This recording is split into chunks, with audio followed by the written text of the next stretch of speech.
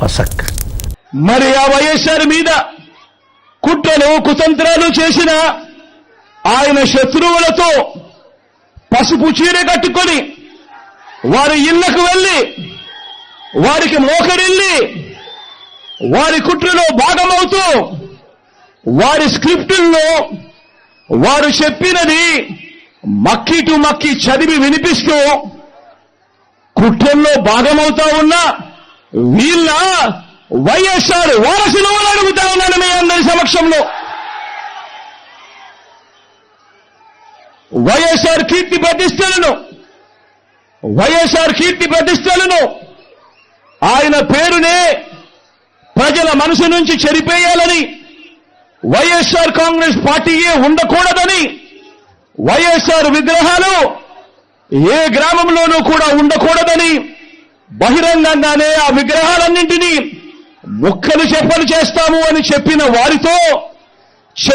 వారితో చేతులు కలిపిన వీరా వైఎస్ఆర్ వారసులు అని అడుగుతా ఉన్నాను.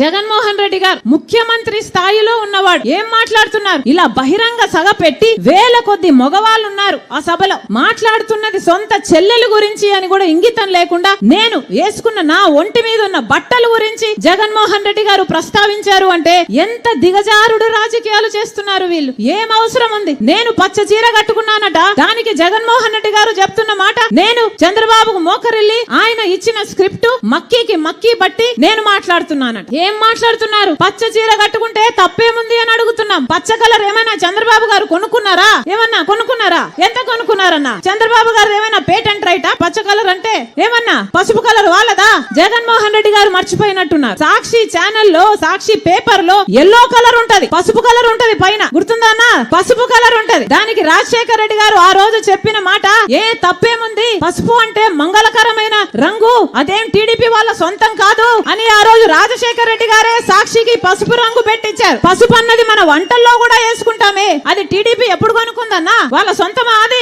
నేను పసుపు చీర వేసుకున్నానట, దానికి ఒక ముఖ్యమంత్రి హోదాలో ఉన్నవారు ఇన్ని రోజులు సోషల్ మీడియాలో వాళ్ళ వైసీపీ మూకల చేత అయితేనేమి, వాళ్ళ కుక్క బిస్కెట్లు పడేస్తే దానికి ఆశపడ్డే పేడ్ ఆర్టిస్టుల చేత అయితేనేమి సోషల్ మీడియాలో నన్ను దూషించారు, తిట్టారు, అవమానించారు, బెదిరించారు, నానా రకాలుగా అవమానించారు. ఇదంతా సరిపోలేదని ఈ రోజు ముఖ్యమంత్రిగా ఉన్న జగన్మోహన్ రెడ్డి గారు మాట్లాడుతున్నది సొంత చెల్లెల గురించి అని కూడా ఆలోచించకుండా నా ఒంటి మీద ఉన్న బట్టల గురించి ఇంతమంది మగవాళ్ళ మధ్య మాట్లాడుతున్నారు అంటే వీళ్ళకు సభ్యత ఉందా? సంస్కారం ఉందా? ఏం జరుగుతుందన్నా మన రాష్ట్రంలో? ఒక్కసారి ఆలోచన చేయాల్సిన అవసరం లేదా? నేను మక్కీ కడుతున్నానంట, మక్కీ టు మక్కీ నేను చంద్రబాబు గారి స్క్రిప్ట్ తీసుకొని నేను మాట్లాడుతున్నానట. ఎవరన్నా మక్కీ టు మక్కీ స్క్రిప్ట్ చదివేది మీటింగ్లలో ఎవరు చదువుతున్నారు? జగన్మోహన్ రెడ్డి గారు స్క్రిప్ట్ పెట్టుకొని మక్కీ టు మక్కీ వర్డ్ టు వర్డ్ చూసుకుంటూ చదివేది జగన్మోహన్ రెడ్డి గారా నేనా? ఎవరు చదువుతున్నారు మక్కీ టు మక్కీ? ఏం చెప్తున్నారు? నేను మోకరిల్లానా చంద్రబాబుకి? నాకేం అవసరం? నేను రాజశేఖర రెడ్డి రక్తం, రాజశేఖర రెడ్డి బిడ్డను. నేను ఎవ్వరి ముందు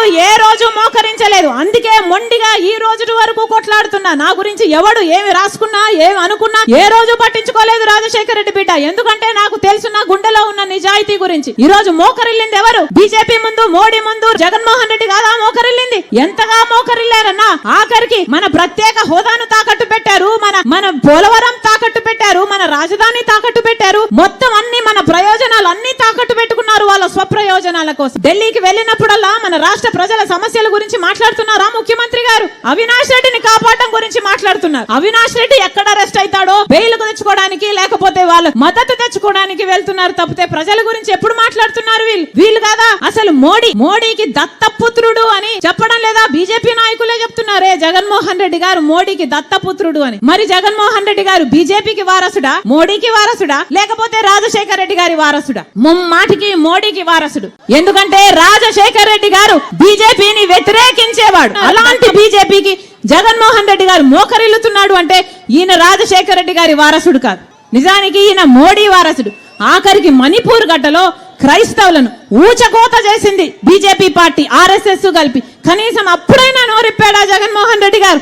సొంత మతం, మన మతం క్రైస్తవులను చంపేస్తున్నా అప్పుడు కూడా బీజేపీకే మద్దతు ఇచ్చాడే చట్టసభలలో.